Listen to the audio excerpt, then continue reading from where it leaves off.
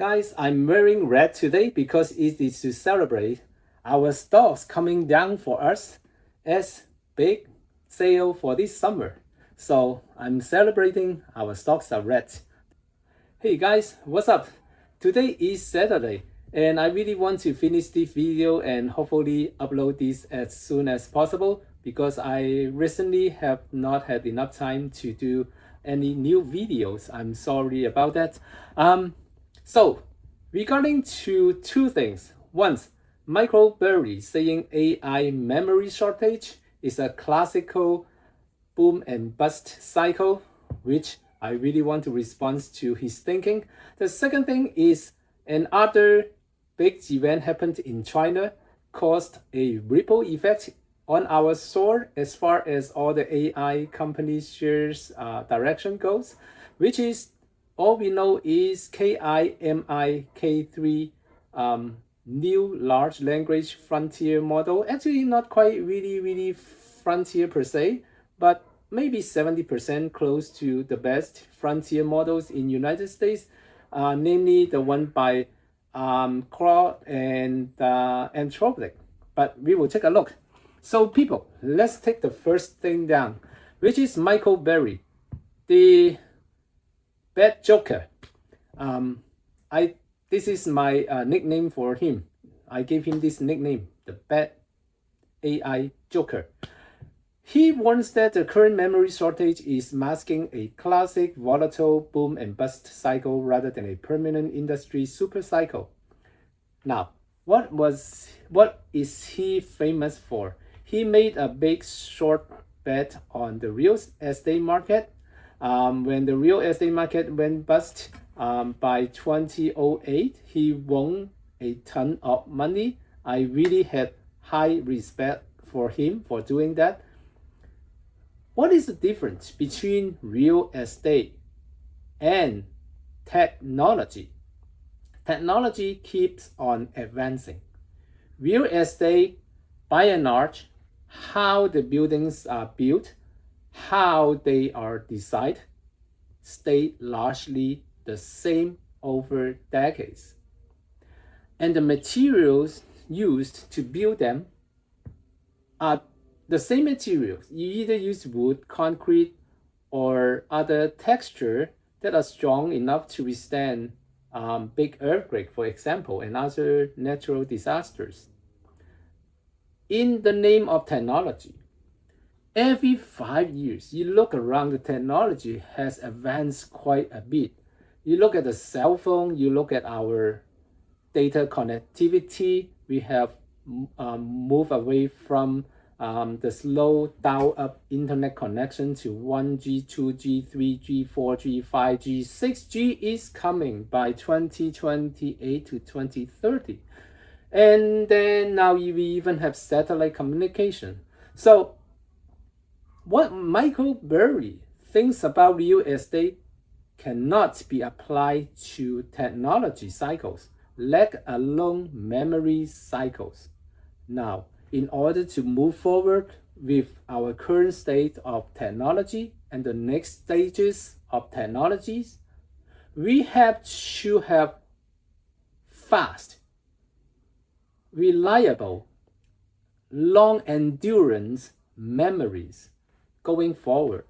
And the memories are not the simple memories such as DRAMs anymore.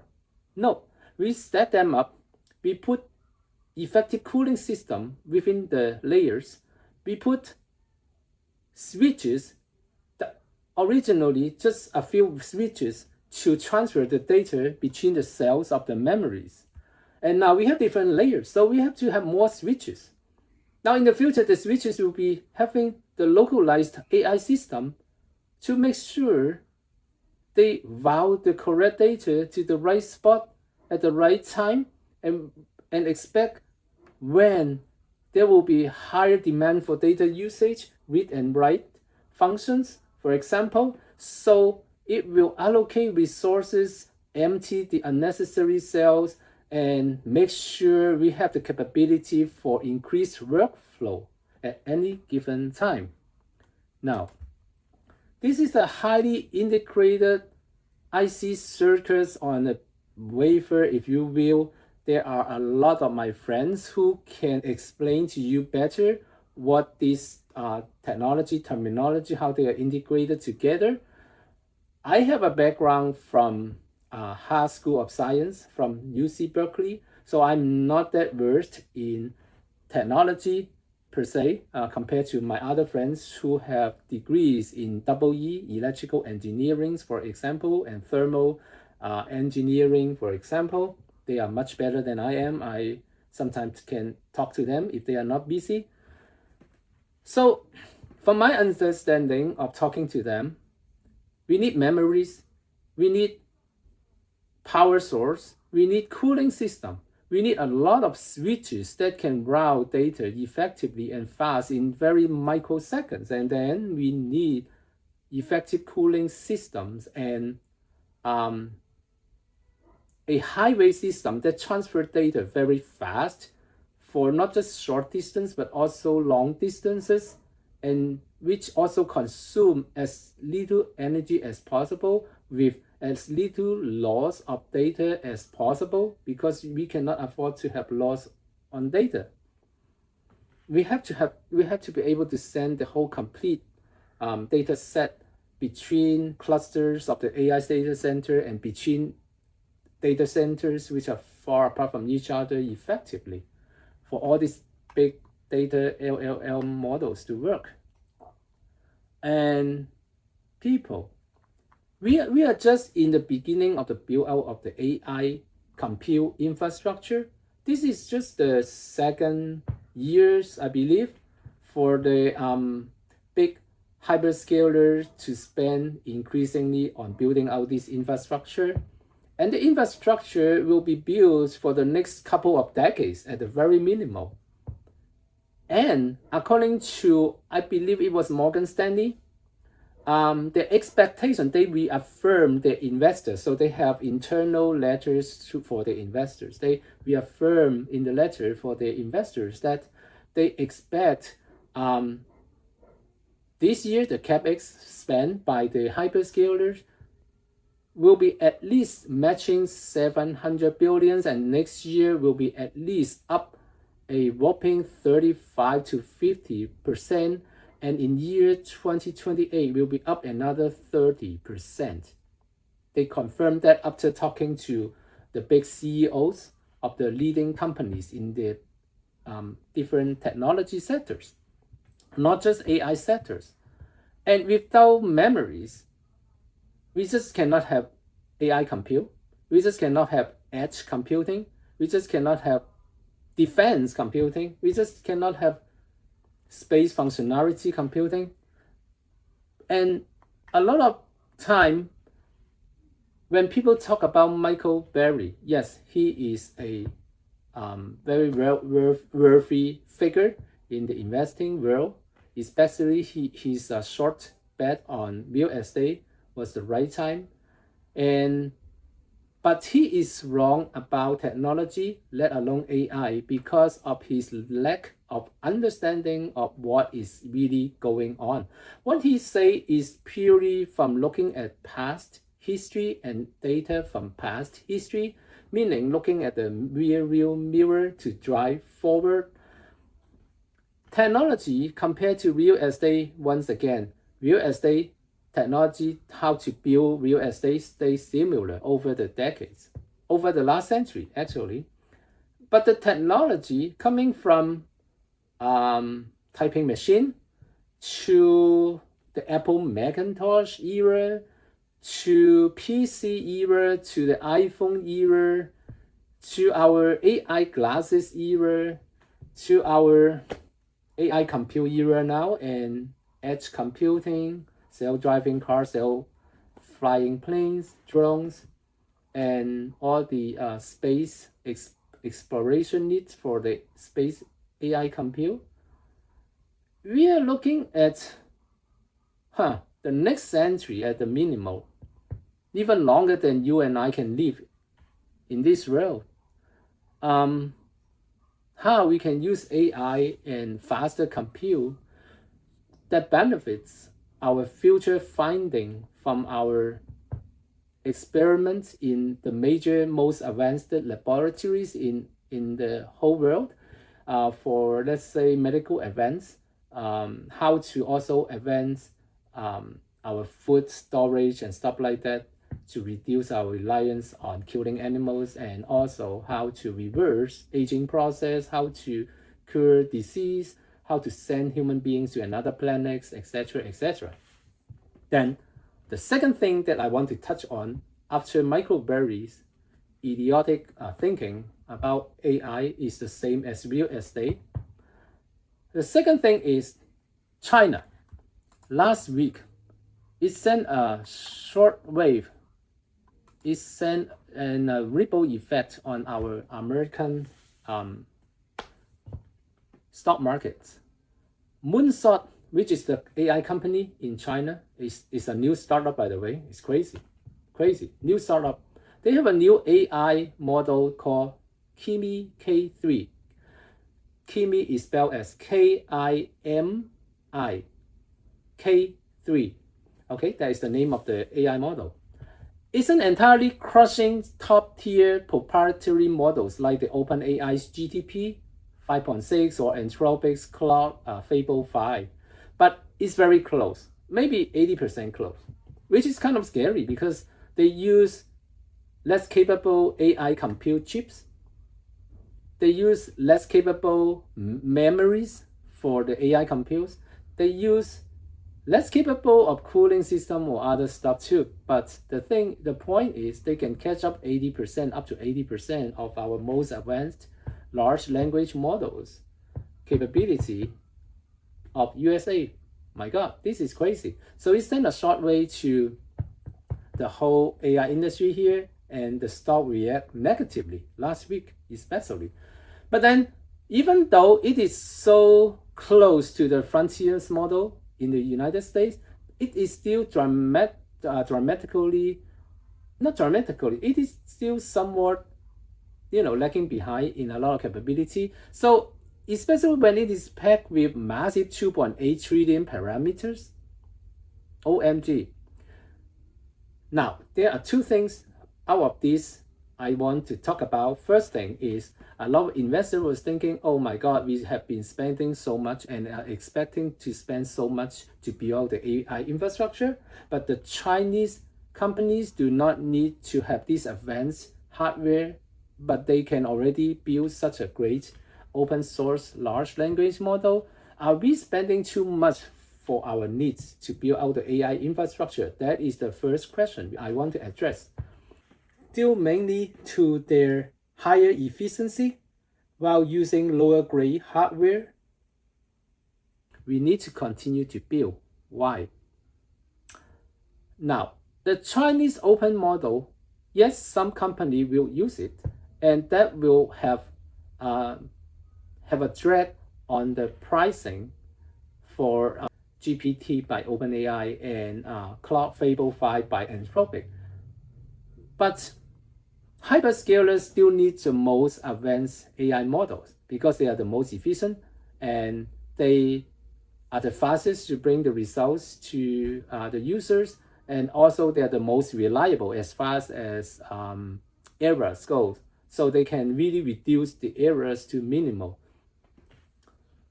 Now, this AI model from China, yes, they will keep downward pricing pressure for our best frontier models from United States companies, namely OpenAI and Anthropic. However, with a cheaper model, what does it mean? People will use those models even more. Yes, our companies in United States can freely download those large language models from China. They can download this KIMI K3 model from China and use it and write their own code, supplement with their own coding. However, when something is cheaper, more users will be using those models. Now, let me give you an analogy, which is for example, remember when there were gasoline crisis in the 70s and 80s, and then it forced a lot of car manufacturers to have better gas mileage. And it is similar to how these Chinese open models, large language models, are reducing the cost for building these models. But does it really mean that we will be needing less and less of what made up the hardware to enable these models? Now, guys, let's take a look. What I'm trying to say is memories enabled all these large language models, and people have queries for the models, and which generate millions of tokens per every given seconds in this world. The tokens, the number of tokens will only become a bigger number per any given unit of time. Why? Because even when we have these cheaper models, yes, some company may not need the most advanced large language model from OpenAI or Anthropic. Some of them can use this Chinese model, and which will be good enough for their use cases. So some investor automatically link this development to the reduced demands of memories, especially high bandwidth memories in the near future, which I bet to disagree.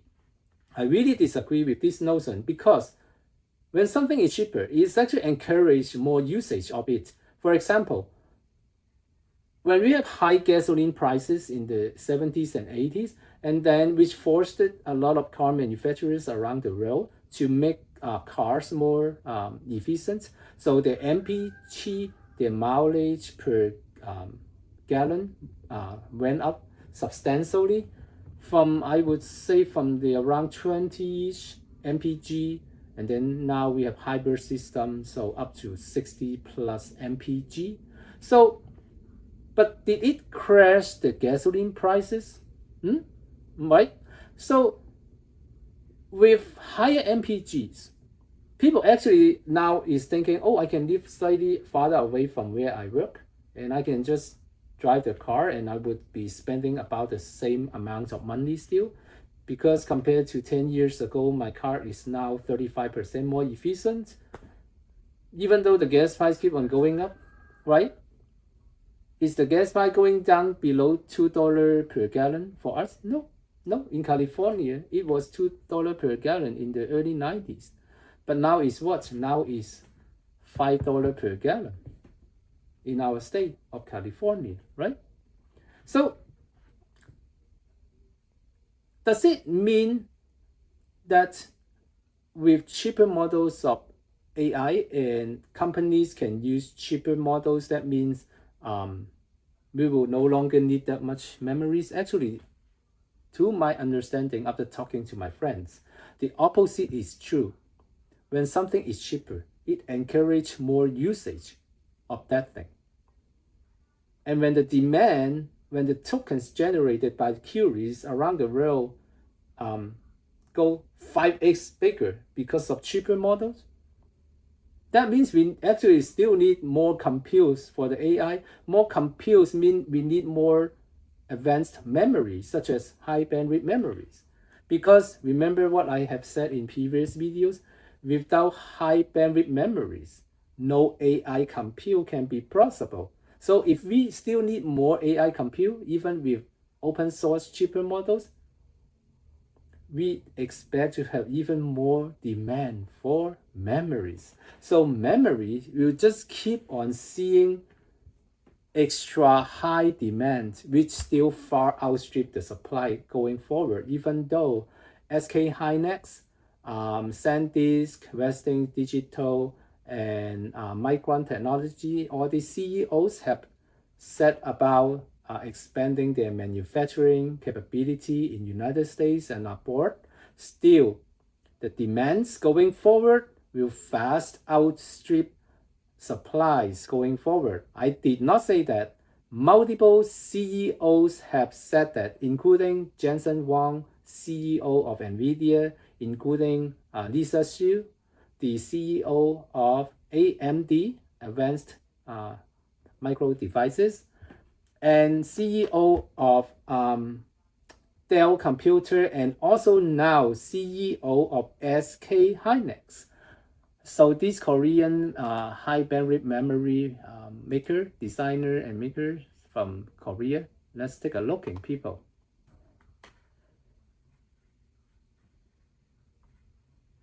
So SK Hynix CEO Kwang Nong-yoon warned that the global memory industry is heading towards its worst ever supply shortage in 2027.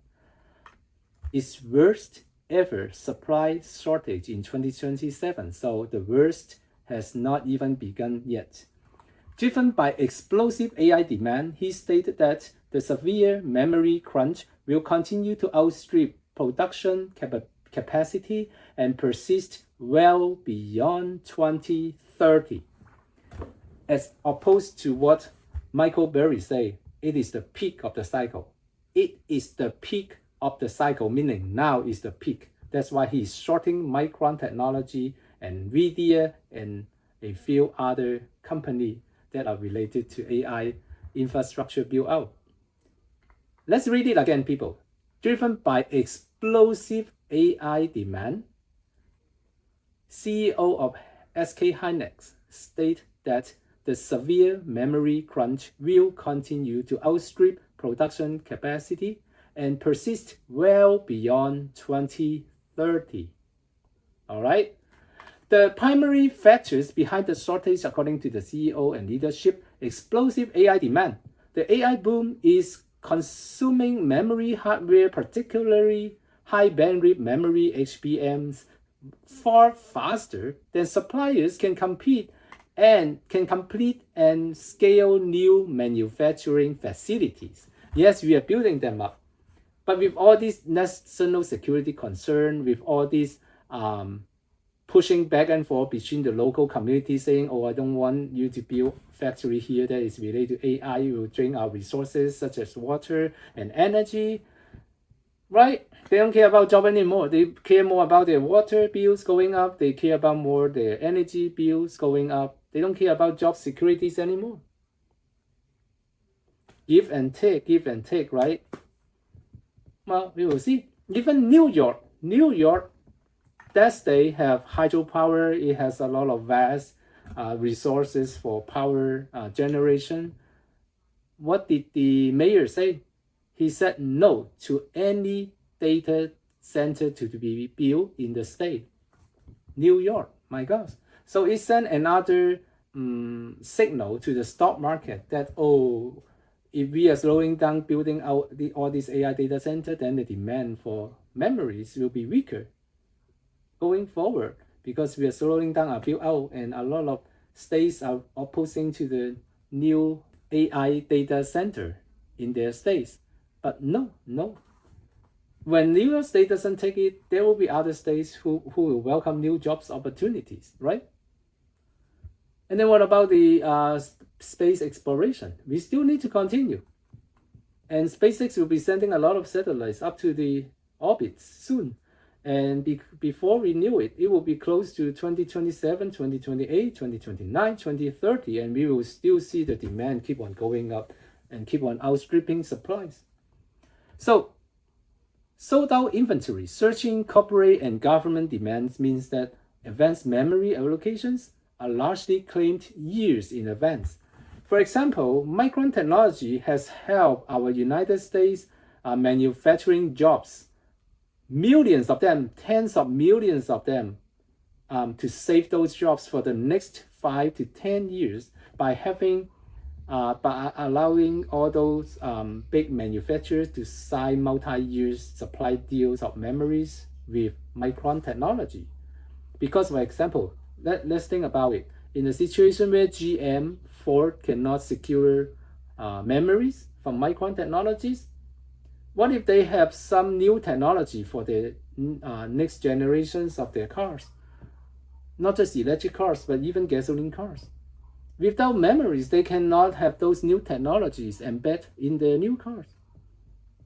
Once we slow down our technological advance for our auto industry, We will no longer have the edge over Korean car makers, over Japanese car makers, over Germany car makers, over Chinese car makers, which is already true. Chinese car makers are crazy. Their electricals are so advanced. So, but if we continue to lose out to other competitors, namely Japan, Korea, and Europe, then we lose everything. Our auto industry hire tens of millions of people. There are a lot of suppliers company that also relies on this industry. So it's not just the manufacturing facilities of those group of people that are affected, but also the livelihood of those other people who supply the parts for these big car manufacturers, right? So it's a chain effect for sure. So if we do not have enough fast memories going forward, we will be losing out, not just for the AI, not just for the large language model. It is also for our defense industry, for our aerospace industry, for our space industry, for our medical industry, for our car industries, and other industries as well. And eventually, what Michael Burry bet against the real estate industry will come down to when people fail to make end meets and cannot pay down their mortgages. There will be a lot of homes, mortgages cannot be paid and by homeowners, and there will be a lot of foreclosures, right? The consequences will be big. So in order to move forward, in order to maintain our edge against all other competing nations, we need to continue to build out our AI infrastructure as fast as possible. Okay, long-term deficit. Due to the complexity of building fabs and retooling existing lines, SK Hynix leadership expect tight supplies and elevated pricing will remain the new normal. Will remain. Let's read it again. Due to the complexity of building fabs and retooling existing lines, SK Hynix leadership expects tight supplies and elevated pricing will remain the new normal for years. All right? And he is not exaggerating. Michael Burry, however, is exaggerating of his own view because he's looking at it as if it is just the same as real estate market, which is not. And to my respect to Michael Burry, but I still want to give him this new nickname. What did I say about him? The AI crown, the bad AI joker. He is the bad AI joker. All right, Michael Burry, salute. See you next time. Your loss is my gain soon. Thank you everyone for watching. Hopefully I will have more time to make my next video soon. Thank you.